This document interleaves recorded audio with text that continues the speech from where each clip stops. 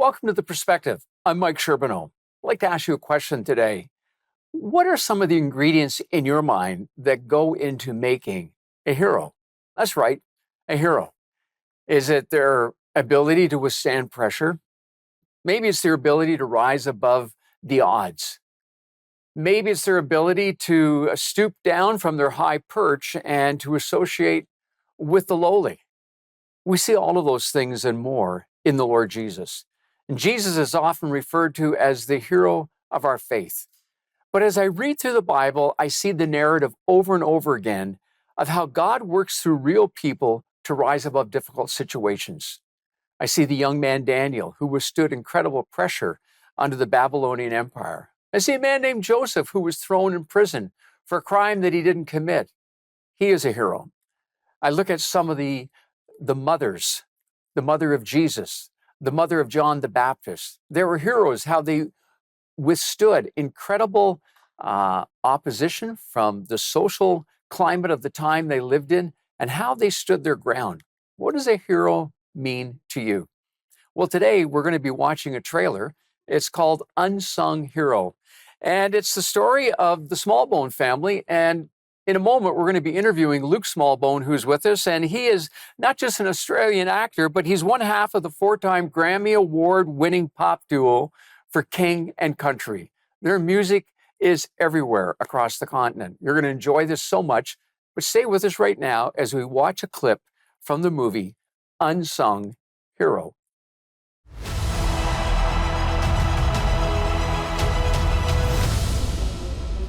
Okay, stay close. Let's go.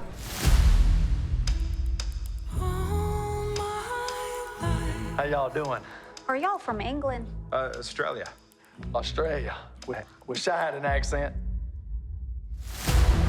Dad, I wrote a song. Thought maybe we could ask for an audition. Oh, that's great, honey. Let's take it one step at a time. Kay tells me you're a promoter. You know someone looking for one? Well, I may know somebody who should be. She's been given a beautiful voice. It's a miracle. She's a special one, son.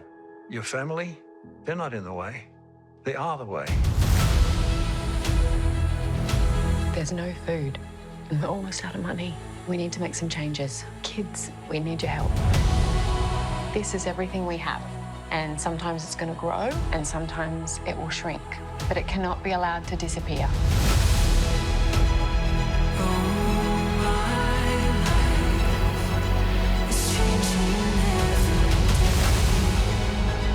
I wonder if he's right. Maybe I'm not meant to sing. Or maybe you're not meant to sing other people's songs. It's going to be dangerous and scary. And giving up, giving in, it's not an option.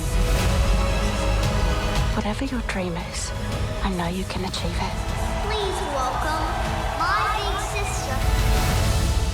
My dream is to be like you. It always has been.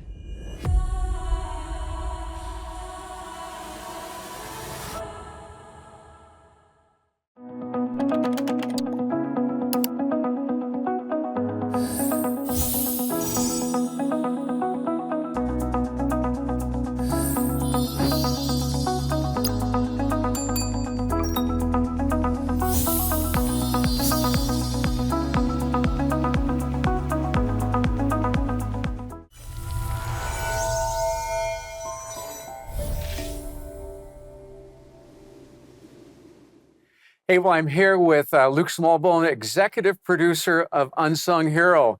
And Luke, I got to ask you a question. What is more fulfilling for you, being the executive producer or singing with for King and Country? What do you enjoy more? Oh, great question. Well, first and foremost, thanks for having me on the show. Look, I think it takes. I think my world is a little cyclical, right? I think they all feed into each other. If I wasn't doing music, I don't think I would be, will have had any of the gifts or the ideas of how to make a movie. But movies kind of fuel music as well. I think if I'm one of those guys that if I'm caught doing one thing for too long, I get a little bored with it. And so there's something about music that's kind of always changing, and then obviously films as well. So more fulfilling. The jury's out, I guess. We'll find out in the coming years. Well, I've had the opportunity to see Unsung Hero. Thanks for sending me the preview. My wife and I enjoyed it. And of course, the problem is when you see something like that, and now I'm talking to you, I'm trying to put you into a category, like, were you the one that could stay focused on something? You're bouncing all around and it's all good. But tell me, what was percolating inside of your mind when you say, we got to do this show, we've got to do Unsung Hero? Give us a little bit of the background. Yeah, so I was originally born in Australia. Hopefully you can still tell. Born back there. You Americans and you Canadians have jacked up my accent, so thank you very much. But born in Australia, and our dad was a concert promoter back there. And on one particular tour that he brought back to Australia, the tour didn't go very well, and we ended up losing everything that we had. My dad had a job opportunity in Nashville, Tennessee. Thought it would be a good idea to move his 6 kids and his wife, who was 6 months pregnant at the time. But as soon as I have a little gift here, you have to come. Oh, she's coming, but you have to come and talk with me. Oh, that's but cool. As soon as we arrived in Nashville, Tennessee, my dad actually lost that job. So straight on the other side of the world, no friends, no family, was sleeping on beds made out of clothes. And at that time, I started sharing that story with everyone around America and with Fakir and Country, and had a lot of people come to us and say, hey, look, you should write a book about this. But the truth is, we were homeschooled, so we don't read or write very well. And we thought maybe we could make a movie instead. And the heartbeat behind the movie is really family. That's part of the reason why I just grabbed her, is because family, I think, is more important today than ever in the history of the world. Sure we do not value it as such. And Mother Teresa says, if you want to change the world, go home and love your family. And that's really the point behind this movie. I love that statement. If you want to change the world, go home and love your family. Why did you tell the story the way that you did? Very intriguing. Yeah. I think that look, I want to make movies as quality and as good as we can, but I also think that there's something about being very honest about movies and about stories that is very, very important. And this movie, at the end of the day, I have a high hope for people to feel the love of Jesus when they listen to music, and then when they watch movies. But I think sometimes in faith films, we've done an interesting job where it just comes across a little cheesy. It comes across a little bit, not truly authentic. One of the things I love about this story is it just is what it is. This is our story. This is the things that, happened. You can argue that, was it God's favor, or was it God's provision that some of these miracles happened? You can argue those things, or was it just God, or was it, were people just helpful? You can, debate those things, but at the same time, for us, this is just the story that happened. These were the prayers that we prayed days later. These were the things that happened. And to me, I think that this film is essential and needed because it's just real. This is just what it is. It was kind of neat because in the movie you show putting the prayer requests on the fridge, and then you move it over to the answer column when it happens. Do you still do things like that in your own home right now? Do we do things like that in our home? Is that what you were saying? Yeah. We don't do a list like that per se, but I do think that we're always trying to talk about the things that God is doing, and when things actually come into fruition, you actually end up doing. You got to make sure that you actually talk about those things, and you become someone who is. And she wants some berries. Okay, well, you got to give me 2 more minutes, and then I'll get more berries. Okay, well, 2 minutes, and then we'll do it. All right. She's going to steal the show. She's going to steal the show. Exactly right. People are always like, man, you're going to just have the kids come and run around and do these types of things. It's like, here's the deal. Your ratings are going to go up if she's here. So it's only helpful to you. We got to introduce her to us. What's her name? This is Evie. Can you say hi? That's Mike right there. Can you say hi? Yeah. Can you say I am really glad you're here. I have a granddaughter that looks just like you. She's got blonde hair, curly hair, and she can steal the show anytime. And if you were to come and he's got a granddaughter just like you. Yeah. Oh, yeah. And if you were to come and visit me, you'd be stealing my candies as well. They're all in my office. So like the Star Brights and all that good stuff. That's so important because we all need a little bit of candy in life, don't we? That's right. A little sugar. One of the things that intrigued me about the movie, and I almost struggle with because as a dad, you don't know this, but I have 5 daughters and we've traveled across the country being involved in Christian ministries.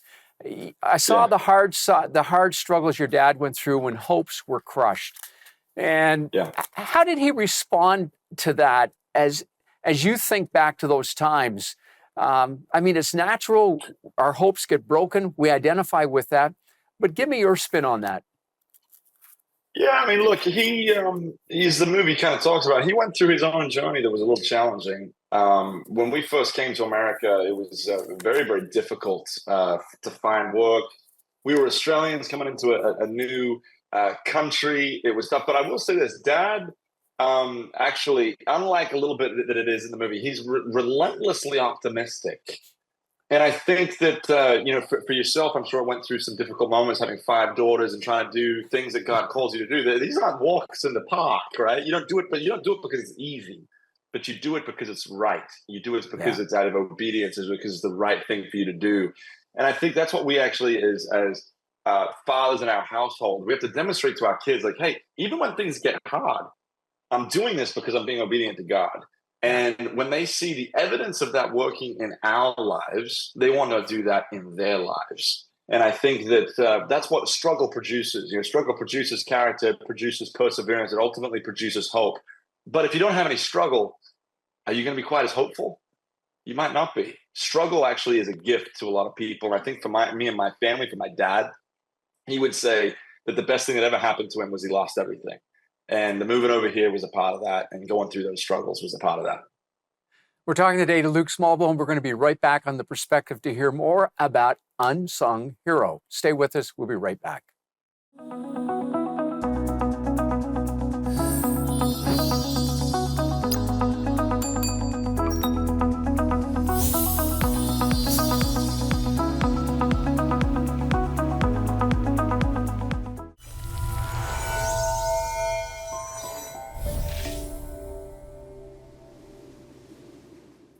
And back with Luke Smallbone, the executive producer of Unsung Hero. And Luke, and you think about the movie, what was one of your favorite scenes that you enjoyed? Maybe you relived it, or you just had a lot of enjoyment as you saw it acted out? Yeah, there's a scene towards the end of the film, probably 2/3 of the way through, where my dad's kind of gone through a real difficult moment. We've kind of lost everything, had some work opportunities, and it's all kind of fallen apart. And he and this is a true.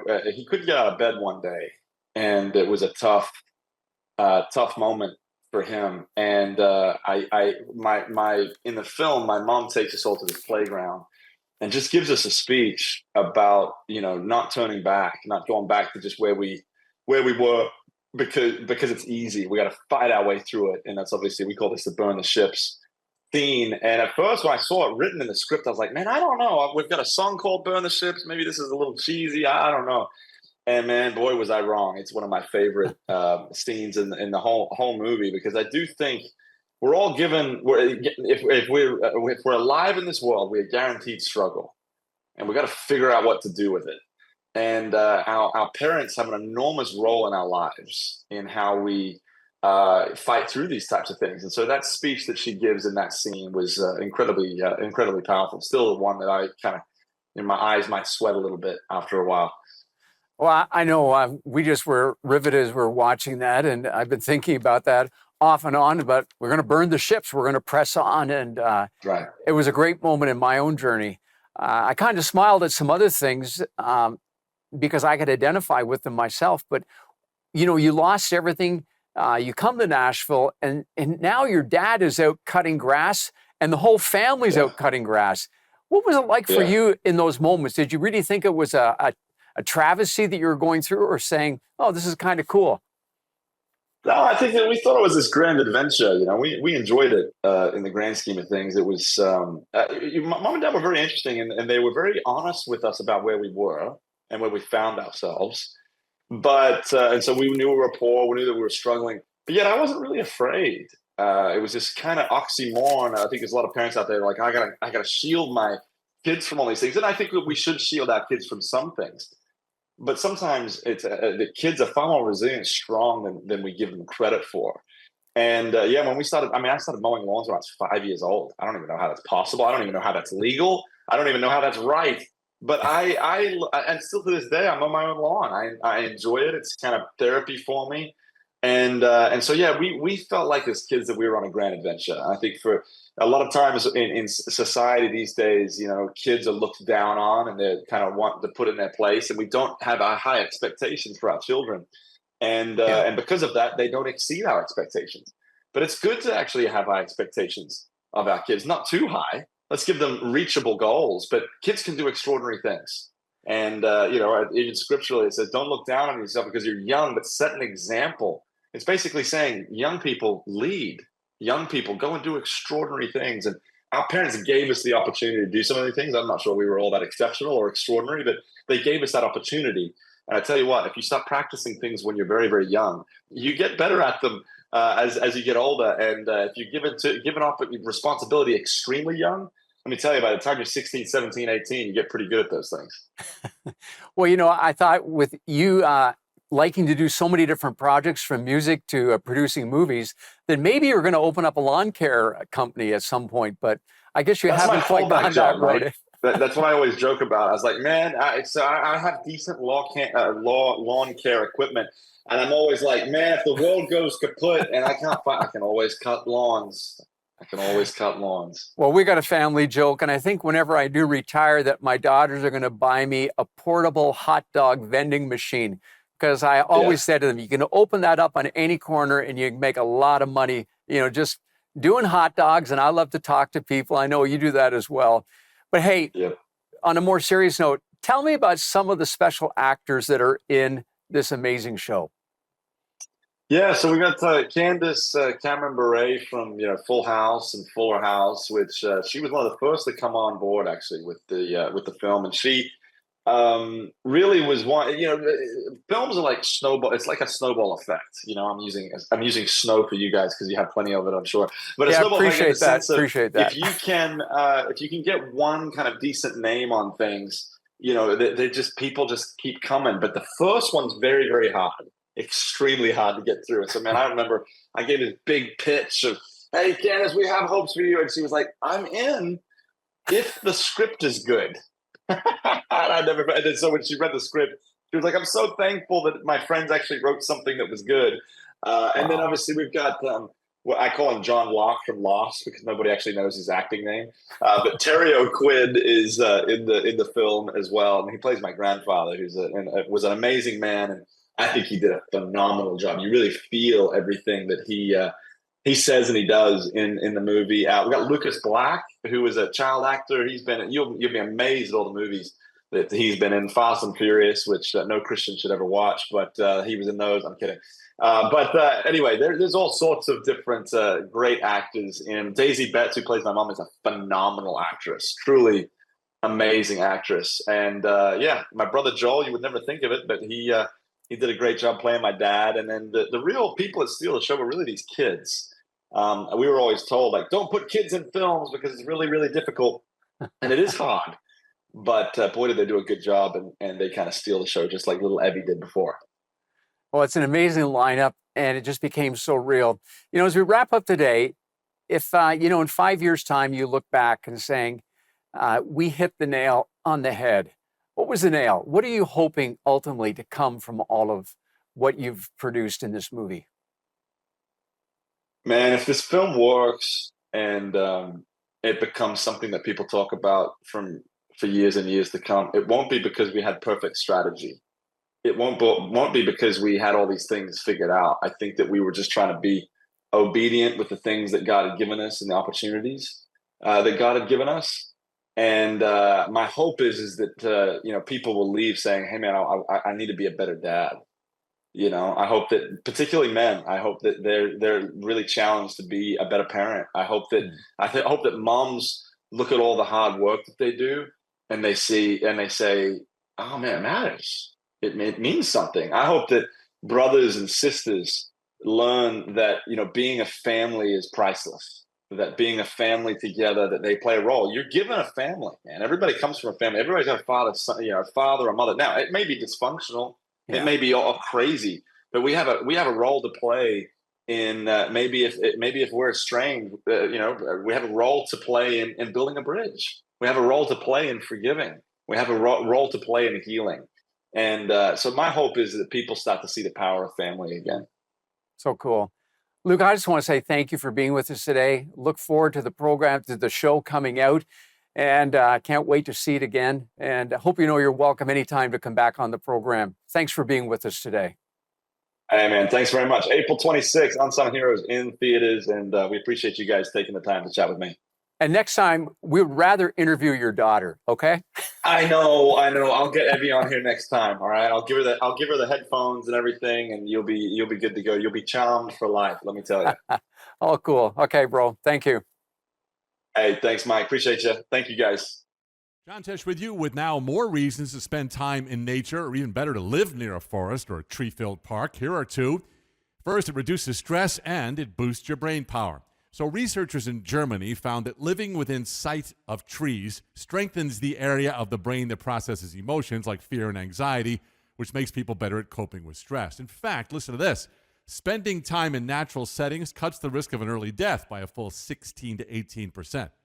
Why are trees so beneficial?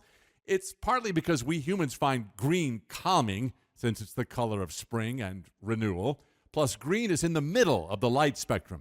So just looking at the color creates a natural balancing effect on the body and brain. So what if there aren't any trees in your neighborhood?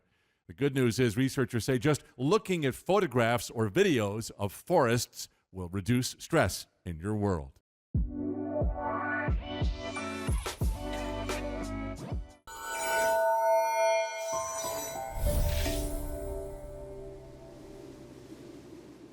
Hey, if you've ever watched a Super Bowl or a Stanley Cup and you've seen the final game when the winning team is being applauded by everybody, they often do interviews, maybe with the quarterback or the captain of the team.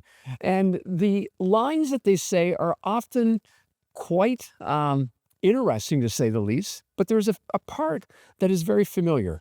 Typically, the quarterback will say, I couldn't have done this without the rest of the team. Or if it's a running back who has scored the touchdown, he said, if it hadn't been for the rest of the guys, we couldn't have done it. You can be a superstar on a hockey team, but if nobody is passing the puck to you, you're never going to be able to put it in the net. I want to leave you with a thought. There is no I in the word team. And what we find as we come to the scriptures, that even the greatest of leaders just looked at themselves and said, we are servants together. We need each other. I'm reminded of that in the church that I lead, in the work that I'm involved with. Even this program that I'm producing today, I couldn't do it without an amazing team. We got producers, we have editors, we have a guy handling the camera and is going to edit all these things and make me look as pretty as possible, but I couldn't do it without their help. We need one another. We work together. We serve together. And Paul writes to the church, and he's going to appeal to them on the basis that we are a team, on how we treat one another. Think about that. Think about how it's easy to put someone down rather than to build them up. But that very person might be a key person in helping you to become or to do the things that God has called you to do. Not only in the church, but even around your home, we need one another. I couldn't do half of the things I do if it was not for my wife. Sometimes I'm up front a lot more than she is, but I have not lost sight of the fact that I couldn't be there if it wasn't for her supporting me quietly in the background. We are a team. Now, let me read to you. Paul writes, he said, I appeal to you, brothers and sisters, in the name of the Lord Jesus Christ, that all of you agree with one another in what you say, and that there be no divisions among you, but that you be perfectly united in mind and thought. He says, my brothers and sisters, some from Chloe's household have informed me that there are quarrels among you. What I mean is this. One of you says, well, I follow Paul. Another one says, I follow Apollos. And another says, I follow Cephas or Peter. And still another very piously says, well, we follow Jesus. He says, what is all this about? Is Christ divided? No. Who is Paul? Who is Chloe? Who is Apollos? Who is Peter? We are just servants. And I'm just a servant. And actually what I do here in the perspective as part of a team is to serve you, to help you grow in your faith, but also to share the good news of Jesus as far as possible. And now we are actually reaching right around the world through our streaming platforms. That is exciting, but it couldn't happen without a team. And I'm reminded of this. You and I need to treat each other with great respect. The Bible actually says, esteem the other person or look at the other person as better than yourselves. But it can be very tempting, isn't it, to think, I've really got it all together. Do you ever get kind of ticked off like I do when I'm watching a sports player who actually might be a very competent athlete, but he's really full of himself or she's really full of himself? And it nauseates us, doesn't it? The same thing as in any other kind of relationship. So Paul comes back to this and he says, if you want to stay on track, he says, keep the main thing, which is telling people about the Lord Jesus Christ. Avoid the people that are interested in stardom, who want to be the big shot or the big wheel, or as I often call them, the head water buffalo. God is looking for servants, people who will say, I am excited to be a part of the ministry of what God is doing because he has changed my life and he's called me to serve him by serving together with other people.